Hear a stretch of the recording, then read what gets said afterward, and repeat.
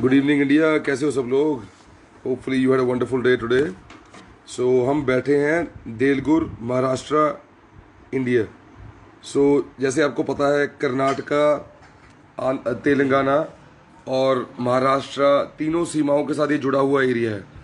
अगर आप 200 किलोमीटर का रेडियस निकालेंगे यहाँ पे, जो फार्मर सुसाइड्स होते हैं, मराठावाड़ा, विजयवाड़ा और जो 4 डिस्ट्रिक्ट्स हैं कर्नाटका के, वो स्टेट, और उसके बाद तेलंगाना के नालागुंडा, मतलब कि more than 55% of the farmer suicide पूरे वर्ल्ड के सिर्फ यहीं हो रहे हैं, सिर्फ इसी एरिया में।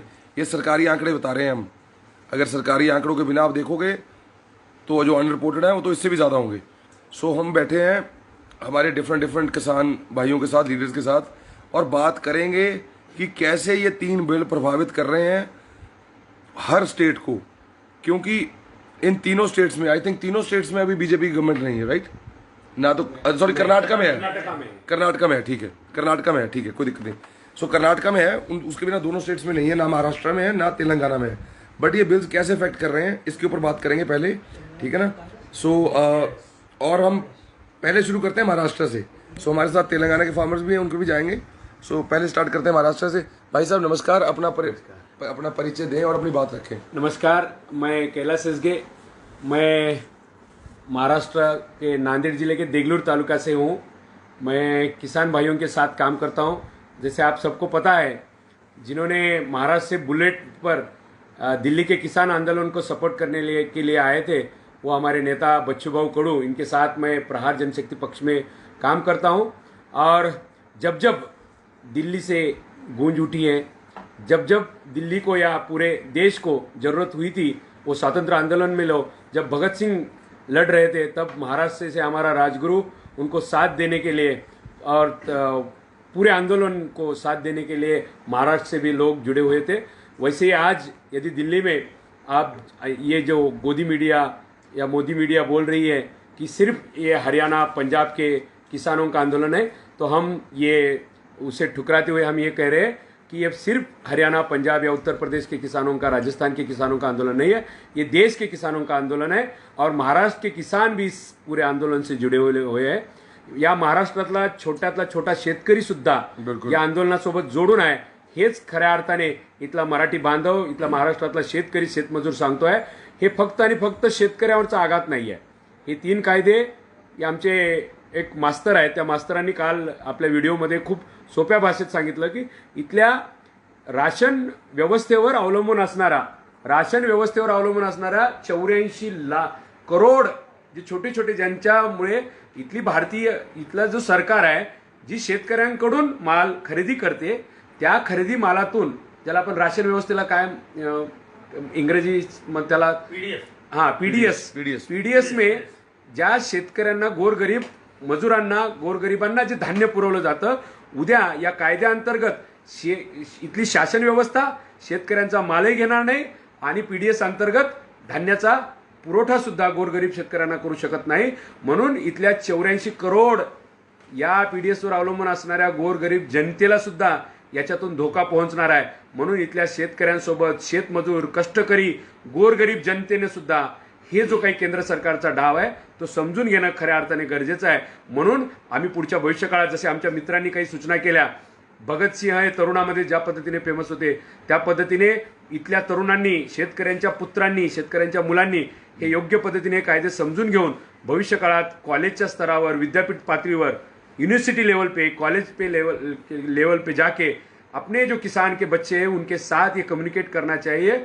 और ये या केंद्राच्या शेतकरी विरोधी 3 धोरणाबाबत, ते कॉन्ट्रॅक्ट फार्मिंगचा असेल किंवा आमच्या विरोधी करता येत असलेल्या त्या अगदी मोठ्या प्रमाणात जो काही मोठ्या भांडवलदारांना पोषक असणारे हे जे कायदे करत आहेत, त्या कायद्यांचा फाडसा पाडून इथल्या तरुणांना, शेतकऱ्यांना आणि शेतमजुरांना भविष्य काळात आम्ही संघटित करून, ज्या पद्धतीने राजस्थान, पंजाब, उत्तर प्रदेशमध्ये महापंचायत होत आहेत, तसंच किसान आणि मजदूरांचे महापंचायत या महाराष्ट्राच्या भूमीत आम्ही विविध पक्षांचे, जे काही आपले समविचारी पक्ष आहेत, विविध शेतकऱ्यांच्या संघटना आहेत, या सगळ्यांना सोबत घेऊन ही महापंचायत भरवू आणि इथल्या केंद्र सरकारला सांगू की फक्त राजस्थान, पंजाब इथल्याच शेतकऱ्यांचं आंदोलन नाही, तर भारत भूमीतल्या सर्व शेतकऱ्यांचं हे आंदोलन आहे। हे शेतकऱ्यांचं आणि कष्टकऱ्यांचं आंदोलन आहे। हेच आपल्याला पुनश्च एकदा ठणकावून सांगावं लागणार आहे. शुक्रिया. आप इतने दूर से हमारे यहाँ आए और आप दिल्ली के यूएसए में रहते हुए भी आप दिल्ली के आंदोलन को और देश के किसानों को आप सपोर्ट करने के लिए आप यहाँ पूरे देश में घूम रहे हैं. इसके लिए हम आपको करणवीर जी को हम देगलूर की तरफ से हमारे पूरे किसान भाइयों की तरफ से हम बहुत बहुत शुभकामनाएं देता है और आपकी लड़ाई को बहुत बहुत ताकत देते हैं. शुक्रिया. थैंक यू जी. सो मैं ये बता रहा हूँ कि दोस्तों, संघर्ष का मतलब होता है सीखना. हमारी चाहे भाषा जो भी हो, दूसरी भाषाओं के बारे में भी सीखना. हम किसान पुत्र हैं, इनको लगता है ये पढ़े लिखे नहीं है, अनपढ़ है. सो भाई जब जैसे वर्ड यूज़ कर रहे थे, मेरे को आई थिंक 99% बातें समझ आई. So I try to convey that message to you in English. So shetkari is a word that means kisan और farmer. So what he's saying is three main things he was trying to address. First is that we have to be organized, sangathit. We have to be organized, whether it's government or whether it's villages, mahapanchayats, whether it's students. You know, everybody who's a Kisan Putra or who's a son of the Kisans, the farmers should be organized. That should be our strength, and we should go door to door to spread this message of awareness. सूचना फैलाने की बात हुई. उसके बाद बात चल रही है MSP पे, the minimum support price. So the farmer is asking for the government to make a guaranteed law that helps the farmer sell the produce as per like Swaminathan report, because the government of India had promised, the present ruling party had promised in the election manifesto, even in Gujarat, even when they did national politics, they've been promising this for years, and this fight has been going for more than 25 years now. We are asking for a basic right for that they should buy our crops at the basic so any expenditure should be covered, and there should be 50% at least rebate. So the area that we are sitting over here is the worst hit droughts and has the worst hit credit system, and they have the most farmers committing suicide, and with a debt of less than even $2,000. You won't believe it, with the age less than 45. So that's very sad and very disheartening for our country, that the future, the young farmers are committing suicide because there is no credit system here. So those were the couple of things he was talking about. Now हम बात करेंगे अब हमारे साथ जो यहाँ पे हैं भाई साहब दीपक साहने जी. So he's a very young he's a progressive farmer. उन्होंने एंटरप्रेन्योर भी हैं, वो समाज सेवक भी हैं. सो आपको दिखाएंगे एक मॉडल किसान कैसा हो सकता है. आत्महत्या करना हमारे लिए ऑप्शन नहीं है. हम यंग हैं, हमें संघर्ष करना है, हमें आगे बढ़ना है. ये टाइम जो बुरा होता है चला जाएगा, और उसके ऊपर बात करते हैं कि आप क्या सीख सकते हैं भाई साहब से. सो नमस्कार भाई साहब. नमस्कार जी, मैं दीपक साहने, मैं बिलोंग करता हूँ तेलंगाना से, और मैं तेलंगाना और महाराष्ट्र की सीमा पे रहता हूँ. यहाँ पर बात चल रही है MSP की. आज जो हमारे पूरे देश के किसान भाई लोग जो आज धरना आंदोलन कर रहे हैं, उनकी प्रमुख मांग है कि MSP का कानून बनाया जाए. और MSP का कानून बनाना इसलिए ज़रूरी है कि अगर मान लो कि अगर MSP का कानून नहीं बनेगा तो ये जो पूंजीपति लोग हैं जो कि किसानों का माल खरीदना चाहते हैं या कॉन्ट्रैक्ट फार्मिंग के ज़रिए किसानों का शोषण करना चाहते हैं, ये लोग सस्ती दाम पर हमारे किसानों का माल खरीदेंगे, फिर उसको अपनी गोदामों में भर कर रखेंगे. और जब अभी जो हमारे दोस्त भाई ने बताया कि ये PDS सिस्टम ख़त्म हो जाएगा, ये जो BJP सरकार है, इनको PDS सिस्टम ख़त्म करना नहीं है. इनको उल्टा PDS सिस्टम के ज़रिए बहुत बड़ा करप्शन करना है. वो ऐसे करप्शन करना है कि जैसे कि आज इन्होंने पूरे देश भर में एक किसान MSP रद्द करके MSP को कानून नहीं बना के ये जो पूंजीपतियों को जो रास्ता बना के दे रहे हैं, वो बहुत गलत है. मैं उसके लिए एक बात कहना चाहता हूँ. आज अगर हम MSP कानून नहीं बनाएंगे और MSP ख़त्म हो जाएगी, और देश का किसान अगर चाहे ऑल ओवर इंडिया में कहीं भी माल बेचना चाहे तो कैसे बेचेगा? नहीं बेच पाएगा. आज हमारे तेलंगाना में ऐसी स्थिति निर्माण हो गई है कि यहाँ का किसान मजबूर हो गया है. यहाँ का जो सरकार है जो कि आज तक MSP पे माल खरीदी करती थी, और पूरे किसानों का 100% माल परचेस करती थी। आज वही गवर्नमेंट किसानों से कह चुकी है कि हम माल नहीं खरीदेंगे, आप मोदी जी के कानून के तहत आपको ऑल ओवर इंडिया में कहीं भी जाके माल बेचना पड़ेगा। तो आज हमारे यहाँ पर तुअर, चना और धान, अभी तो तुअर और चना की जो फसल निकली है उसको दाम नहीं मिल रहे हैं। तेलंगाना से माल महाराष्ट्र में जाके बेचना पड़ रहा है कम दामों पे। अगर एमएसपी का कानून बनेगा तो हर व्यापारी को भी कानून के तहत एमएसपी के नीचे माल खरीद नहीं सकेगा। तो इसलिए हमारे काश्तकार भाइयों का, हमारे फार्मर्स का बहुत बड़ा फ़ायदा होगा। अगर ये कानून नहीं बनेगा और एमएसपी सिर्फ गवर्नमेंट खरीदेगी तो ऐसे ही होगा कि सीज़न में गवर्नमेंट खरीदती है और ऑफ सीज़न में किसी के पास गलती से माल बच जाता है तो वो माल उसको औने पौने भाव में मार्केट में बेचना पड़ता है। इसीलिए हमारे देश में जो कि आत्महत्या हो रही है किसानों की, उसी की वजह यह है कि एमएसपी कानून नहीं है। और ये जो सरकार मात्र 23 चीज़ों को एमएसपी देती है, हमारा ये कहना है, हमारा ये मानना है कि पूरे भारत देश में जितने भी फसलें होती है, फल होते हैं, सबको एमएसपी लागू करनी चाहिए।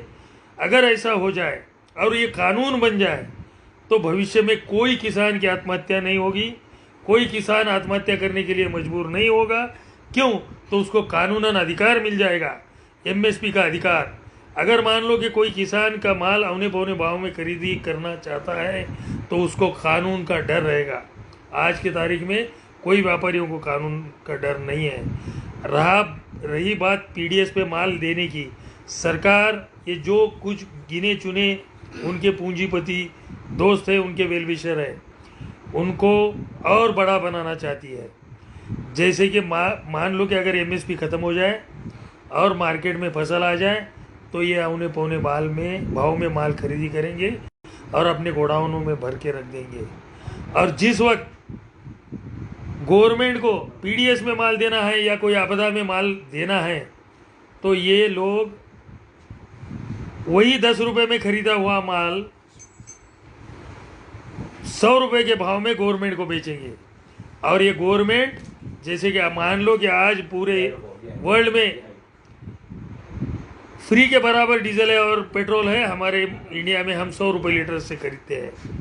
ये हमारा ही पैसा पेट्रोल और डीजल के ज़रिए खरीद के ये पूंजीपतियों के घर में भरना चाहती है, या तो फिर आने वाले दिनों में पूरा देश बेच देगी और इनका भ्रष्टाचार ये आगे बढ़ाएगी। इसलिए मेरी पूरे देशवासियों से विनती है कि आप इस किसान आंदोलन से जुड़िए, किसान आंदोलन का हौसला बढ़ाइए और किसान आंदोलन को मजबूत बनाइए। आज ऐसा नहीं है कि तेलंगाना में ही प्रॉब्लम है, महाराष्ट्र में नहीं है, कर्नाटक में नहीं है, तमिलनाडु में नहीं है, ऑल ओवर इंडिया। ये तो अपने इतिहास बताता है कि क्रांति पहले होती है तो यूपी, पंजाब, हरियाणा से होती है, बाद में वो अपने दक्षिण भारत में चलती है। तो आज शुरुआत वहाँ से हुई है। धीरे धीरे ऑल ओवर इंडिया किसान, मजदूर सब इनमें शामिल हो जाएगा और जैसे ही शामिल हो जाएंगे तो देख लेना ये सरकार को इन किसान हमारे सामने झुकना ही पड़ेगा, और अगर नहीं झुकेगी तो इसे उखाड़ फेंक देंगे। ये सब किसान में इतनी ताकत है। जय हिंद, जय तेलंगाना, जय महाराष्ट्र, जय महाराष्ट्र। So दोस्तों, thank you Deepak Dada. So you were talking to a very enterprising agri-business farmer who is a farmer first and then he's a social servant in the area as well. So आपको बहुत ज़्यादा detail में in minutiae detail he's explained about MSP, what MSP is, because currently the government of India only they decide, वो कहते हैं हम MSP देते. So there are two things. First is the government decides the minimum support price for only 23 crops in India, and we produce more than 650. Deciding doesn't mean that they buy. They only buy 6% to 2%, which varies every year for PDS. Which is the below poverty line farmers. तो उसके अंदर क्या करते, दालें खरीदते, तूर दाल खरीदते, आटे, गेहूँ, चावल, ऐसी चीज़ें खरीदते जो फार्मर्स, जो कल को अगर पावर्टी आ गई या बुरा टाइम आ गया तो पुअर पीपल को फीड कर सकते। वो सिर्फ 6%, मतलब 6% से ज़्यादा नहीं होता, कई बार 2% भी होता है, वेरीज एवरी ईयर, उनसे खरीदी जाती। सो 45% बच्चे हमारे पहले ही कुपोषित है। अभी पूंजीपतियों को दे देंगे सारा माल, और उसके बाद only the few elite corporates will be controlling the whole grain of India. So उससे हमें बचना है। सो अभी हम आपको बहुत डिटेल में दीपक भाई दादा ने बताया, इनका हम आपके साथ कॉन्टैक्ट भी शेयर करेंगे। सो आप अगर सपोज तेलंगाना में है, कर्नाटका में है, महाराष्ट्र में, इज वेरी वेल कनेक्टेड है, सो ही कैन हेल्प यू। हम बात करेंगे अब एक और यंग प्रोग्रेसिव फार्मर से, क्योंकि हमें क्यों सिर्फ धान, गन्ना और गेहूं लगाना है। सो उसके ऊपर बात करते हैं। और एक और मुख्य बात हमको बतानी थी, जो main farmers, these 3 farm bills are so negatively impacting the states where there is no Bhajpa government, with the BJP government. That those governments are now saying that the central government has made these laws. Why should we even care to buy at MSP? And these governments were earlier buying at MSP, so they were providing MSP, like in Telangana or even in Maharashtra, especially in Vidarbha area. The government is trying to help the state government is continuously trying to help the farmers, but now they think that why should we care when the state government, the central government. So if you have heard about the principle called tone at the top, जो top पे tone होती है वो decide करती है country कैसे चलेगा। अगर टॉप पे टोन खराब है तो नीचे वाली अपने आप खराब हो जाएगी। सो बहुत कॉमन सेंस वाली बात है ये, वो भी एक बहुत अच्छा पॉइंट था दीपक दादा का। सो हम आपकी बात करवा रहे हैं अभी बहुत ही यंग प्रोग्रेसिव फार्मर से, जिन्होंने वीट और पैडी का साइकिल तोड़ा है और चंदन की क्रॉप लगाई है उन्होंने। सो कैसे उन्होंने लगाई है, कैसे उनकी मुश्किलें आती हैं, क्योंकि ये आपको खुद इन्वेस्टमेंट करनी है अपने अंदर, और सरकार से कोई किसी तरह की हेल्प नहीं मिलती। And chandan is a very highly priced commodity and he has to have security cameras and all these things. So let's welcome भाई साहब, नमस्कार। नमस्कार सर, मी अब मराठी में बोलो सर। मी नांदेड जिल्ह्यातील गुरु गोविंद सिंगांच्या महाराजांच्या भूमीतून मी देगलूर तालुक्यातील बालाजी जाधव आंदेगाववाडीकर मी आपल्याशी संवाद साधणार आहे। आज विशेष म्हणजे आजच्या या नियोजनामध्ये पंजाबमधून जे काही आंदोलन चालू आहे त्या आंदोलनाला अमेरिकेमधून सपोर्ट करण्यासाठी आमचे बंधू आज देगलूरमध्ये आलेले आहेत। त्यांना भेटण्यासाठी, त्यांच्याशी चर्चा करण्यासाठी, आंदोलनाची सद्य परिस्थिती जाणून घेण्यासाठी व पुढील दिशा ठरवण्यासाठी आम्ही सरांशी आज भेटलो आहोत। मी एक सामान्य कुटुंबातला व्यक्ती आहे। माझ्याकडे जवळपास 15 ते 16 एकर जमीन आहे आणि आम्ही आमच्या शेतीमध्ये महाराष्ट्र, तेलंगणा आणि कर्नाटकच्या बॉर्डरवरती देगलूर तालुक्यापासून एक 20 किलोमीटर अंतरावर, म्हणजे हा नांदेड जिल्ह्यामधील एक तालुका आहे, देगलूरपासून एक 15 ते 20 किलोमीटर अंतरावर आमचं आंदेगाव आहे आणि त्या आंदेगावमध्ये आम्ही 8 एकर चंदनाची शेती लागवड केलेली आहे। आणि ती शेती जी आहे ती शासनाच्या कसल्याच वैयक्तिक आम्ही स्वतःच्या खर्चातून आम्ही ही शेती उभारलेली आहे। आणि या शेतीमध्ये आम्हाला आजपर्यंत लाखो रुपयांचा खर्च आलेला आहे, तरी पण आम्ही पुढची अपेक्षा ठेवून आज जवळपास 8 एकरमध्ये आम्ही एकरी 400 बुडांचं म्हणजे लागवड केलेली आहे। चंदनाची 400 झाडे आणि मिलीडुबियांची 400 झाडे, असे 8 एकरमध्ये आम्ही जवळपास 3 ते 3.5 हजार चंदनांची झाडे आणि 3 ते 3.5 हजार मिलीडुबियांची झाडे, तसंच इतर फळवर्गीयांची सुद्धा झाडे आहेत। त्याचबरोबर शेताच्या भोवताली आम्ही 10 फूट जाळी ओढलेली आहे, त्याचा खर्च आम्हाला जवळपास 25 ते 30 लाख रुपये आलेला आहे। त्याचबरोबर आम्ही शेतामध्ये सुरक्षा म्हणून शेताच्या भोवताली पूर्ण कॅमेरे बसवलेले आहेत आणि हे जे काही खर्च करतोय, जे काही हे करतोय ते आमच्या वैयक्तिक खर्चातून करतोय। यासाठी आम्हाला प्रचंड मेहनत घ्यावी लागली, प्रचंड म्हणजे त्रास सहन करावा लागला, कारण महाराष्ट्र शासन या चंदन शेतीला कसल्याच प्रकारचं सपोर्ट करत नाही किंवा कसल्याच प्रकारचं कोणतं अनुदानसुद्धा देत नाही। शेजारीच तामिळनाडू, कर्नाटकमध्ये चंदन शेतीला म्हणजे चांगलं शासनाचं सपोर्ट आहे, पण आमच्या महाराष्ट्र शासनामध्ये कसल्याही पद्धतीचं या चंदन शेतीला सपोर्ट नाही आहे। आणि ही आम्ही एक जोखीम म्हणून चांगल्या पद्धतीनं म्हणजे करण्याचा प्रयत्न आहे। आमची शासनाला विनंती आहे की तुम्ही अशा चांगल्या शेती करणाऱ्या जर शेतकऱ्यांना तुम्ही जर पाठीशी राहिलात तर इथले शेतकरी खरंच सुजलाम सुफलाम होतील आणि खरंच महात्मा गांधींनी जे वाक्य सांगितलं होतं त्या वाक्यांचं किंवा त्यांच्या तत्वांचा कुठंतरी विजय होईल यासाठी शासनानं सर्वतोपरी सहकार्य करावं. आज देशाची परिस्थिती अशी झालेली आहे, देश आज ज्या 3 कानूननं शेतकरी परेशान आहे, ज्या 3 कानून केंद्र शासनानं लागू केलेला आहे त्यामुळं शेतकरी, शेतमजूर आणि शेतीवर जगणारा जो काही सामान्य वर्ग आहे तो उद्ध्वस्त होणार आहे. आणि हे जर थांबवायचं असेल तर ह्या 3 कानूंना केंद्र शासनानं मागे घेतलंच पाहिजे. आणि जोपर्यंत या केंद्र शासनानं हा कानून मागे घेणार नाही तोपर्यंत महाराष्ट्रातला आमच्यासह सर्व शेतकरी, पंजाब असेल, हरियाणा असेल किंवा उत्तर भारतामध्ये जे काही आंदोलन चालू आहे त्याला आमचा फुल सपोर्ट राहील. आणि राहिली परिस्थिती सध्याच्या राजकीय परिस्थितीची, हे जे आजचं सरकार असं होऊन गेलं आहे, काही मोजक्या उद्योगपतींच्या खेळत्या भावल्यांचा खेळ झालेला आहे, म्हणजे एका भावल्यांच्या खेळासारखा झालेला आहे. जसे उद्योगपती सांगतील त्या पद्धतीनं शेतकऱ्यांवर मोठ्या प्रमाणात अन्यायकारक किंवा जे काही शेतकऱ्यांना उद्ध्वस्त करतील असे कायदे पारित करून शेतकऱ्यांना एकंदरीत उद्ध्वस्त करण्याचा हा कार्यक्रम गेली 5-10 वर्ष चालू आहे. आणि हे केंद्र शासन असे कायदे आणून शेतकऱ्यांना जागृत करत आहे आणि याचा परिणाम शेतकरी एक दिवस केंद्र शासनाला त्यांची जागा दाखवणार आहे. मी एवढंच सांगू इच्छितो, आज भारतामध्ये करोडपतीची संख्या कमी नाही. आज मागे संसदेमध्ये जे अहवाल वगैरे सादर झाले किंवा अनेक संस्थेने जे अहवाल सादर केले, आज 5% उद्योगपतीकडे देशाची, संपूर्ण देशाची 95% संपत्ती एकवटलेली आहे. आणि उरलेली जी 5% संपत्ती आहे 95% जनतेमध्ये विभागली गेलेली आहे. म्हणजे विचार करा, आज काही मोजक्या 100-200 उद्योगपतीकडे देशाची मॅक्झिमम म्हणजे 90% पेक्षा जास्त म्हणायला काही हरकत नाही, इतकी विदारक देशाची परिस्थिती आहे.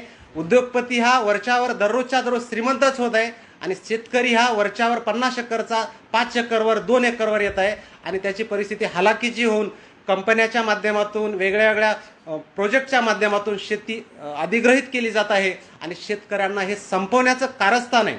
आणि हे कुठंतरी थांबायचं असेल तर महाराष्ट्रातला तसेच नांदेड जिल्ह्यातील प्रत्येक शेतकऱ्यांनी जागृत झालं पाहिजे आणि या किसान आंदोलनाला, या संयुक्त किसान आंदोलनाच्या मोर्चाला जागोजागी सहकार्य करून याला पाठबळ दिलं पाहिजे. आणि ज्याप्रमाणे पंजाबमध्ये, हरियाणामध्ये ज्या काही महापंचायती होतात तशा महापंचायती आमच्या दक्षिण भारतात सुद्धा प्रत्येक तालुका स्तरावर झाल्या पाहिजे.